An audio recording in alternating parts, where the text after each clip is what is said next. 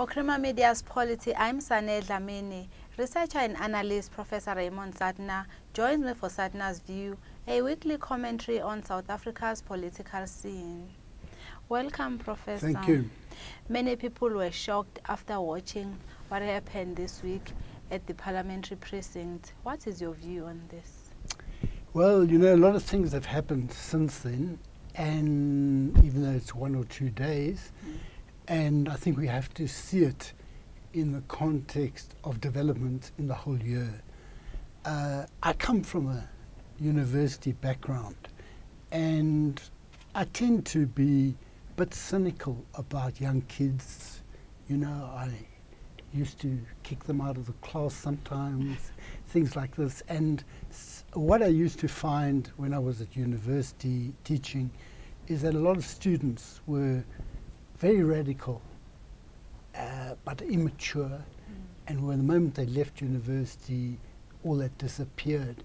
So my first reaction was I had a bit of skepticism when these things started. Like, I thought it was unfortunate that feces were put on the Feesmustfall statue, because who is going to clean it up? One of these mamas about whom people are protesting about outsourcing. So, you know, I initially had a sense that I will watch, and I didn't expect to see the level of maturity that the students have shown in a number of different ways. In the way they analyze the symbolism of names and statues and things like that. I was at Rhodes University in March, and I remember I attended a seminar, and I've read a lot of these articles by the young students, and I've been very impressed. And I also believe that someone like myself has to approach what they are doing with some humility. They use some discourse which is not my discourse. Like, they don't say Mayibu, some of them don't say Mayibu Africa, come back Africa. They say Mayibu Azania. And that's not my background. But I've got to accept that when I want to engage with them, I can't allow barriers based on where I come from. For example, I've got to engage with them. They take Steve Biko very seriously. I've got to reread Steve Biko if I want to show respect to where these people are coming from. Now, I think the government is in an even more difficult position than me, in the sense that I did take them seriously, and right up until this week, they were not taking them seriously.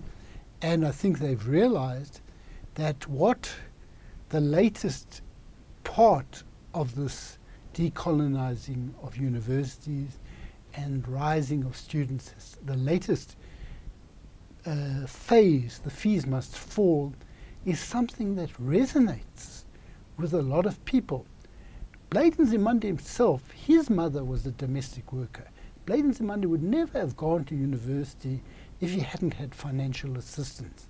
So you would expect the government, many of whom have domestic workers as mothers, or very poor people as mothers and fathers, who have not been able to get to university because of that, or did get to university because they got financial assistance one way or another.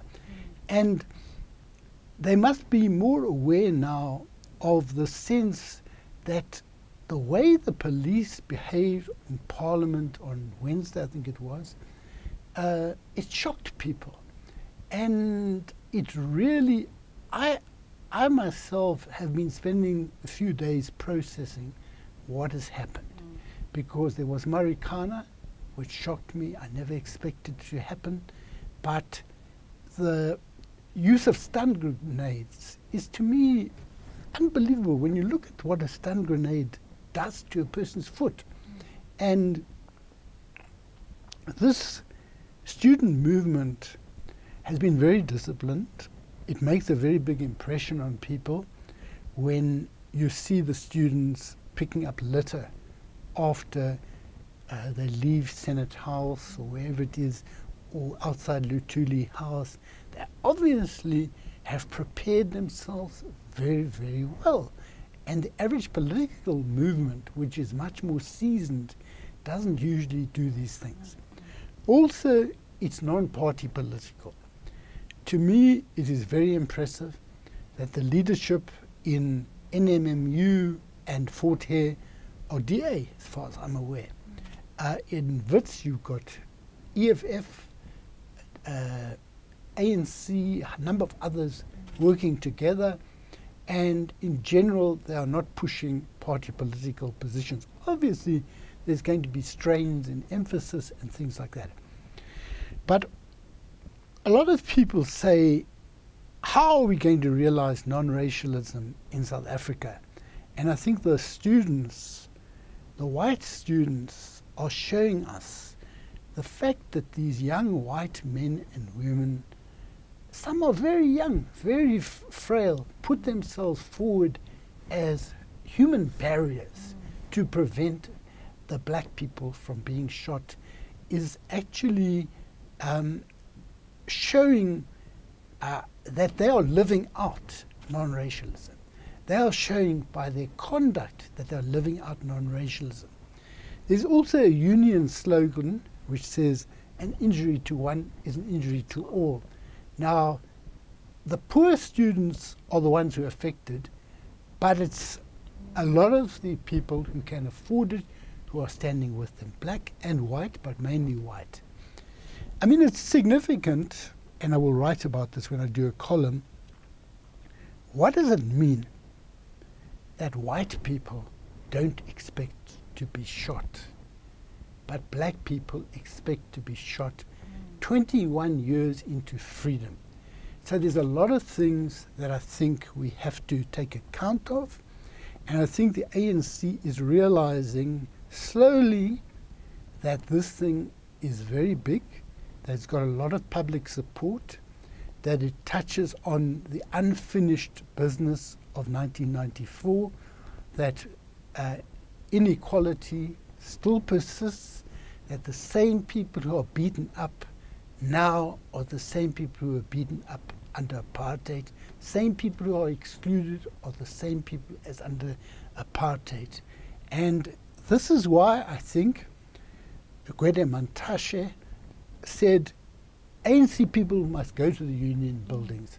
So it should not be seen as anti-ANC, because he is realizing that there is a big public outrage over what happened in Parliament. It also happened in Northwest, that some student was hit with a rubber bullet, 40 people were arrested. Initially, charges in Cape Town were high treason. So, you know, and they were lying about it. So I think I wouldn't like to rush a final assessment of what's going on.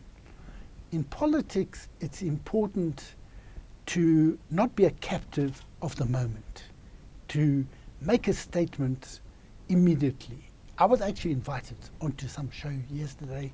I didn't go because I wasn't ready. I hadn't processed, I hadn't thought about it, been reading all about, thinking about it. And last night, when I went to bed, I got up and I actually started to write something, because I'm not into this thing of commenting as things happen every second. I like to think about it and come to a thing. So personally, I think it was shocking what they did, and shocking that the police were commended for what they did. Shocking that they were so callous. Also, I am filled with admiration for the young people for what they've done, for the reasons I've given. And what do you think is the way forward?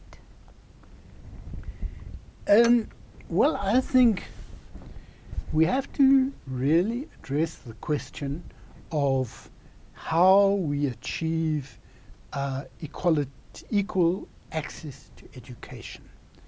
And people quote the Freedom Charter on that, and it has been part of the ANC programs to realize equal access. We really need to move towards that, because as they continually say, people are not being excluded because they are not clever enough. They're being excluded because they don't have the money. And I think there is enough money in this country for no person to go hungry. There's enough money in this country for people to have health care, housing, all these things. 240 million has gone into the President's Nkandla household. People could be taxed differently. There are a number of ways.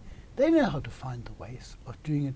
There are a lot of people writing articles about how everyone can have entry without paying fees. We really should realize this in a democratic South Africa. Thank you, Professor. That was Professor Raymond Suttner speaking to Crema Media's Polity about #Feesmustfall.